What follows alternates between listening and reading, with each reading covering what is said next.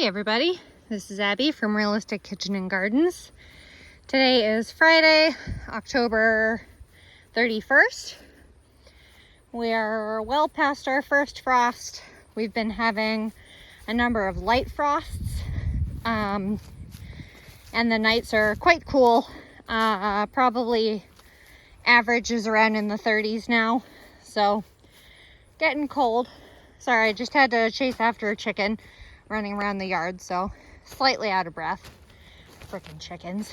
Row A is still empty. I think what I'm going to do, and I'll show you in a different row, but I think what I'm going to do is put down some basically raw chicken manure with pine shavings, the bedding that I have in my coop, and lay it on here. That's fresh. You think that's a woodchuck? Or you think that's a rabbit? It's pretty round. I highly doubt it's a deer. Nothing really in here for them. Well, we'll see if anything's nibbled on. But my theory is that the hot manure, hot meaning it's high nitrogen and it can burn plants, which is why you want to compost chicken manure and other manures except rabbit and sheep and goat, that kind of thing. If you put the hot manure on, it'll burn some of the plants. This is a really good example of how much frost we've had. This is the nasturtium, and it's like super cold damaged. So as the manure and the shavings break down over the winter, it'll kind of get in there, and it will also smother some of the plants that are volunteering more than I want. Before the first real hard frost we had, I did harvest the fennel, Florence fennel. Didn't really like it, didn't have that much flavor, smelled pretty good. Very small bulbs, and I think it was a lot longer of a season than I thought it was. The fennel I usually grow, Dragon, is a 75 day, where I think Florence was more of a 90 day. Not that it said that, it said it was a 75. So yeah, that was great. Here's the third one that's left, or the fourth one, excuse me, but the smaller one. But I haven't done anything to it. This is all caterpillar damage. The last nasturtium, and then blue ribbon broccoli. I'm letting it continue to grow, see how big it gets. Again, the advertised picture in perfect conditions and all that is something like bigger than my hand, which I don't know if I'll be getting. Some of it is very, very light colored. There's a little bit of cold damage on this one though. It's still nice and tight, so we'll see how it does. This one might be getting ready to open. So broccoli is basically the flower bud that we eat. So these will actually open. I don't know if my phone will focus on this, but these will actually open and turn into yellow flowers. Referred to as bolting. So usually it happens in the heat, but if the plant is stressed enough due to other conditions, it can bolt too. And we did get a good amount of rain the past 2 days, I think, something like that. So blue ribbon broccoli, some of it's doing really well. These ones that have all this stem damage, and I've showed it in the past, but all this stem damage aren't really budding, which I'm not surprised. If your body is like exploding, it wouldn't be that surprised. Now this is interesting. So this is the heading side of the same plant, but this is the side before all that crazy warty stuff on it, and it looks like it wants to head here too. That would be interesting.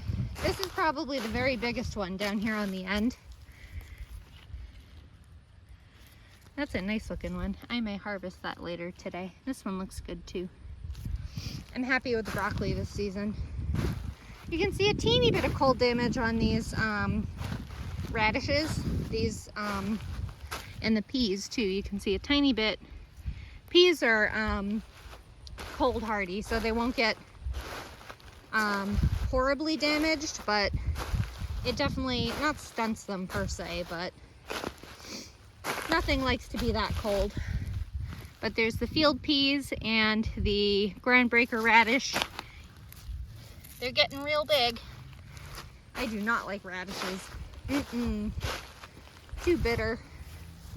Here's the patch that had the celeries. I did seed out a cover crop on here with that's probably a field pea. That's probably a field pea. They have teeny little pieces, teeny little ones that are like rye and hairy vetches in here too. More radishes. I can't remember now if this is a green manure or a groundbreaker. I think I wanted a groundbreaker, but this is seeded really, really late, so I have no idea if it'll actually do anything. There's also some dandelions coming up. This row is basically done. I have cut down all of my peppers. I've cut down all my okra. This is the bonfire salvia that finally got hit with a hard enough frost to basically kill it, or if not kill it, then darn near it. Here's the stump, one of the stumps to the okra. Luckily this row is for onions next year, which are nice and shallow rooted, so I'm not concerned whatsoever with those stumps being in there. Might be more of a challenge in 2027, yeah, because that will probably be something more ground needy. This is the garlic row. I finally got all my garlic seeded. I have the black fabric from last year that have the holes cut in it. I'll show you on the other side. But I got this chopped straw that hopefully it doesn't have any seed heads like it did last year. But this is just to help insulate the cloves, to help it survive a little better. This section was leftover softneck garlic cloves. And then I have tags for the rest, assuming I can find them over the straw. Here's one of them.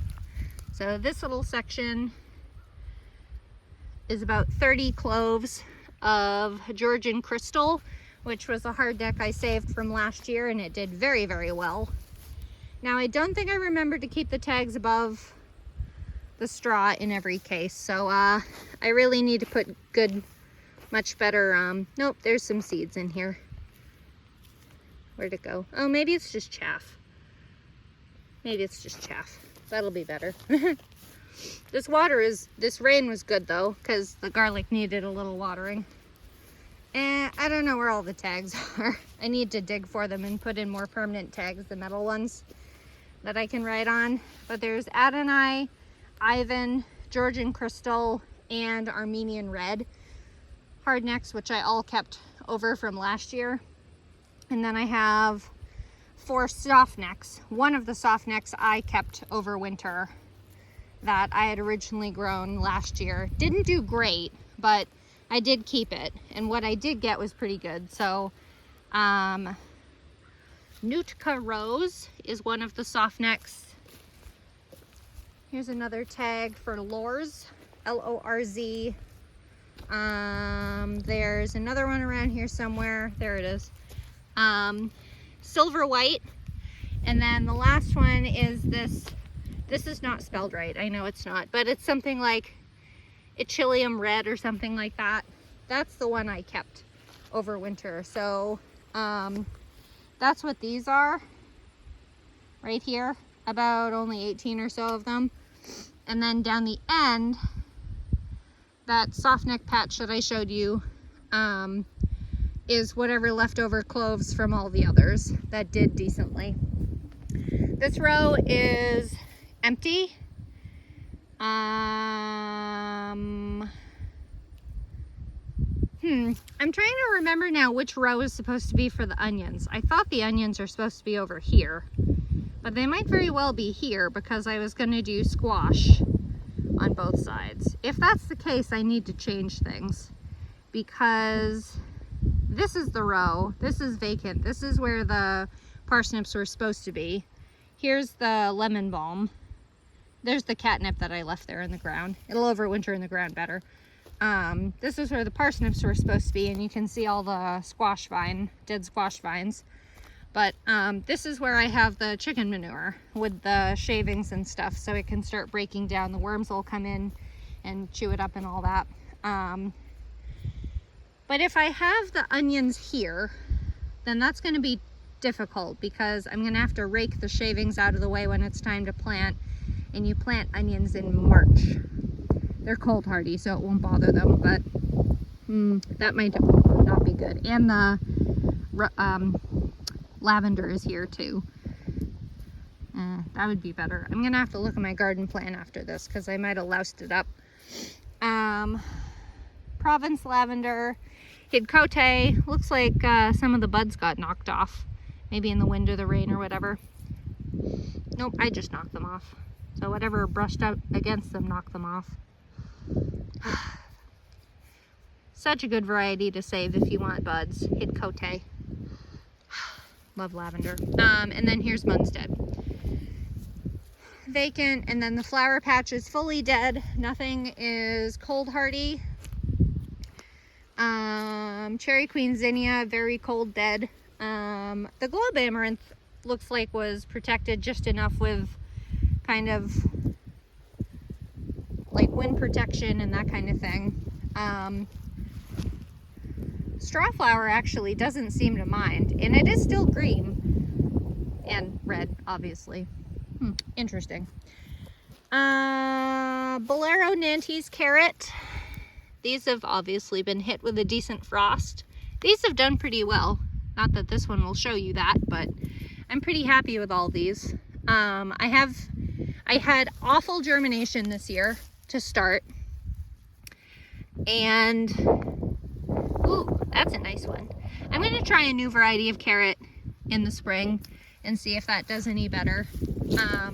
I think it's called Berlin, if I remember correctly. I forget where I'm getting it though. Probably Gurney's. You guys are still alive? I didn't know you guys could survive a frost. How are you looking? You don't look bad, but I'll leave you for the caterpillar. Okay, I can't start plucking carrots. I'll be here all day because it's so fun.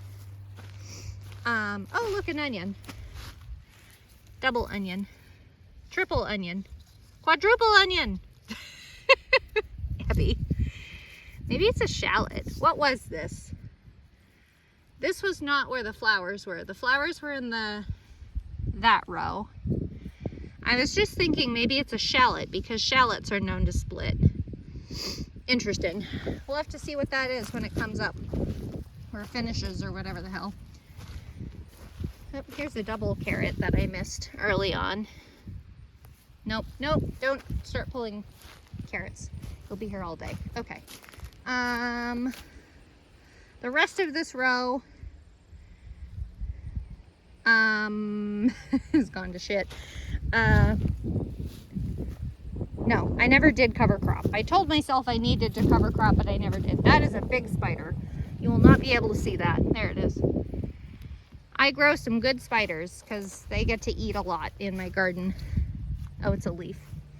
A little bit of cover crop came up in this one. And then here is Promise cabbage.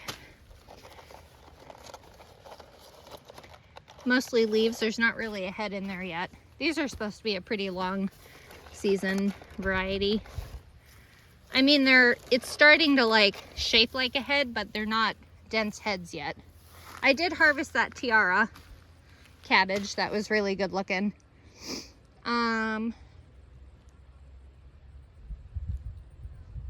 There's a fly buzzing around me. Winter boar kale, purple moon kale. I love this variety. I haven't harvested any off it yet though. I should. It's ready. It's ready. Mailman going by. California poppy doesn't seem to mind the cold. This was something that reseeded from the flower patch that was here earlier. There's some sweet alyssum, and the Bloomsdale long-standing spinach is recovering from my heavy harvest. Wild onions.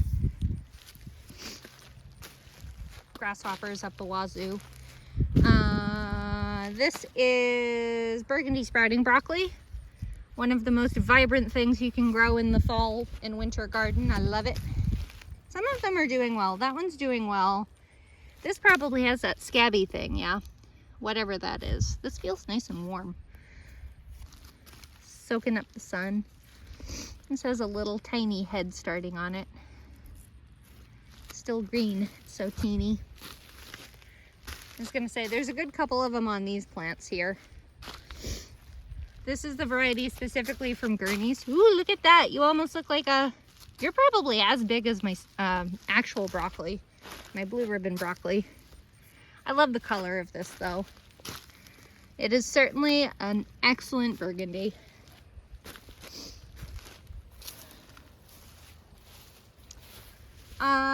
Your variety is Red Bull Brussels sprouts. And you're starting to produce a couple little ones. You're already bolting, that's helpful.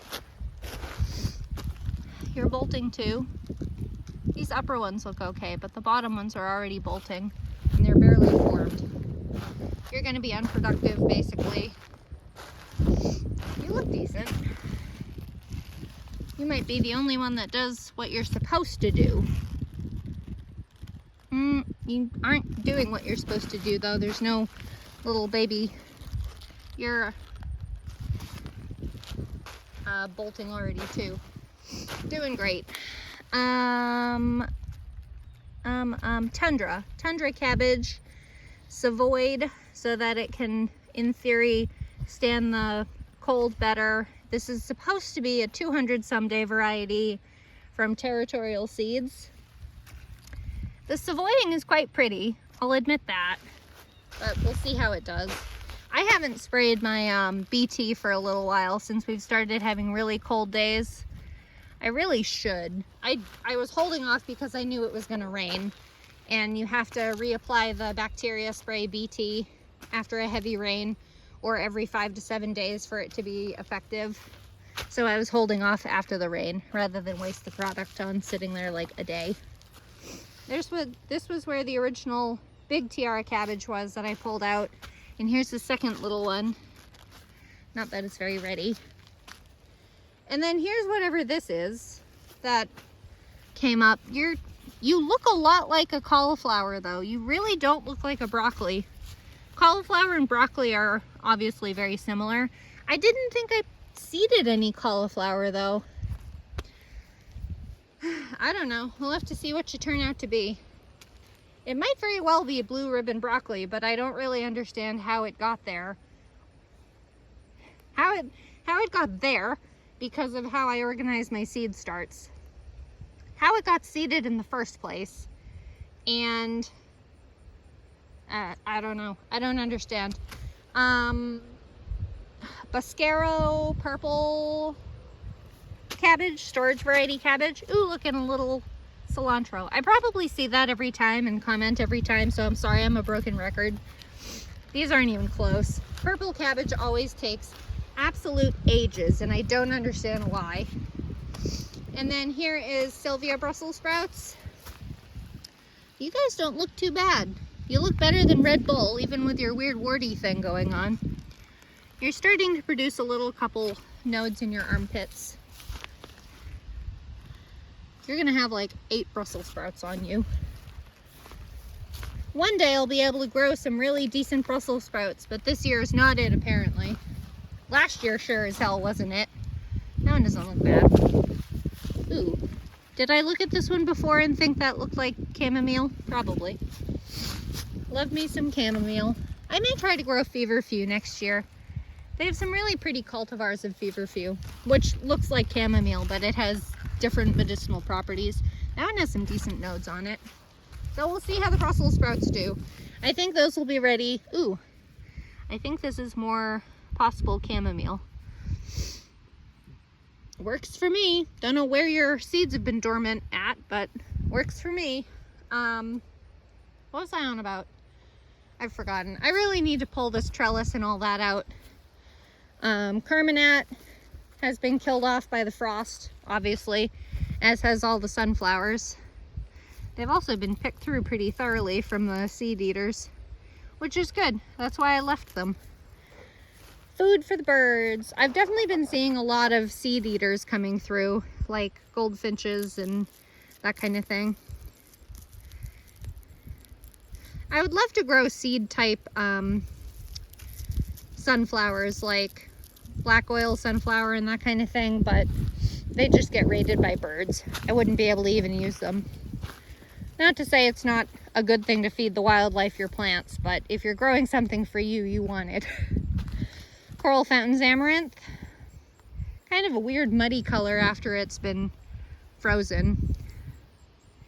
You know, it wouldn't be a bad thing for a dried flower arrangement. I mean, it still has a lot of good pliability, even though it's basically an empty husk in a way. I wonder what Love Lies Bleeding looks like when it's dry. This still has a tiny bit of color to it down here, but I would love to see what Love Lies Bleeding looks like.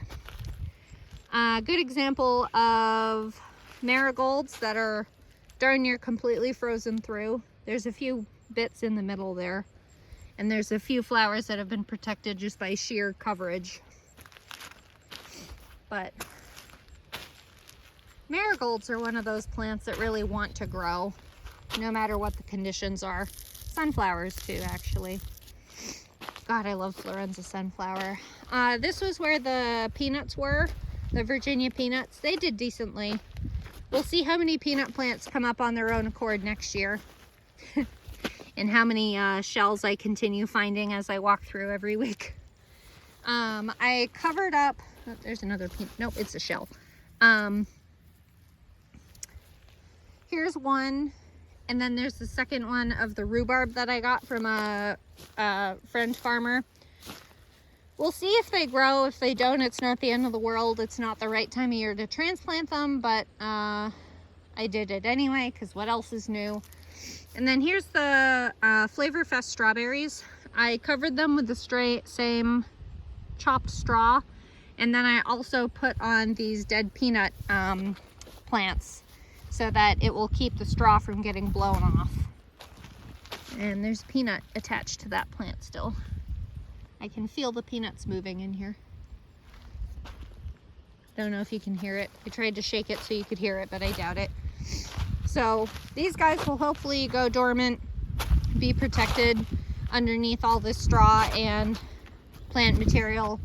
And when I try to gently rake it off next year, that is a huge grasshopper.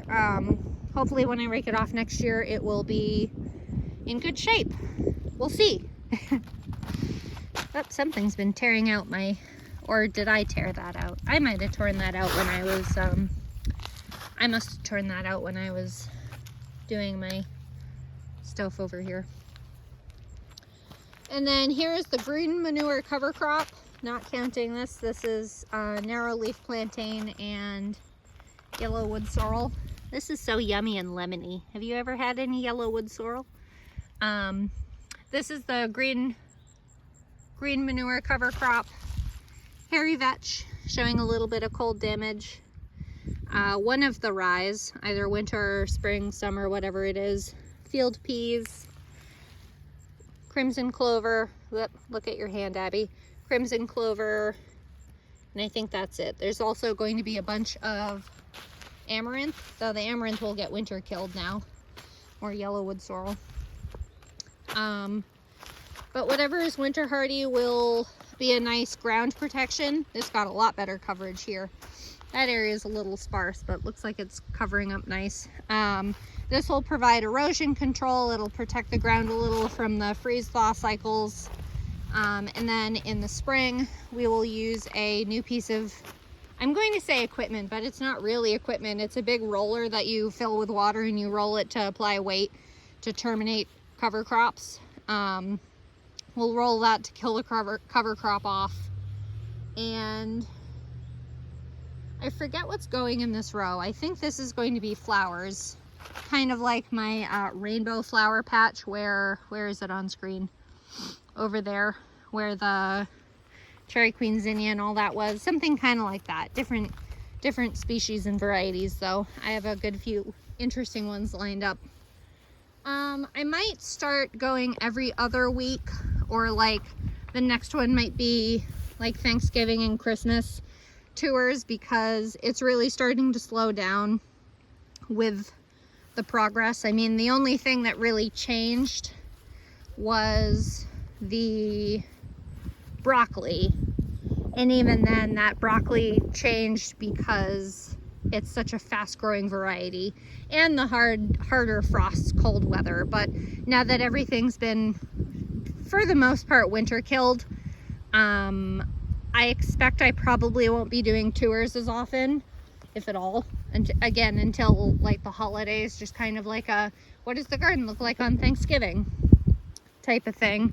It's just not really worthwhile going through and having a tour that looks the same as today. Like, the point is to show you how drastically different the garden is.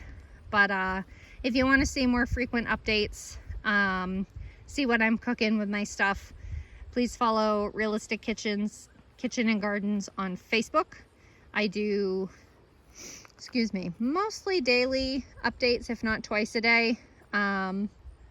With the season getting sparser, it may get to every other, that kind of thing. But anyway, if you like this kind of stuff, please like, comment, and subscribe for more. And again, follow Realistic Kitchen and Gardens on Facebook. Okay, thanks. Bye.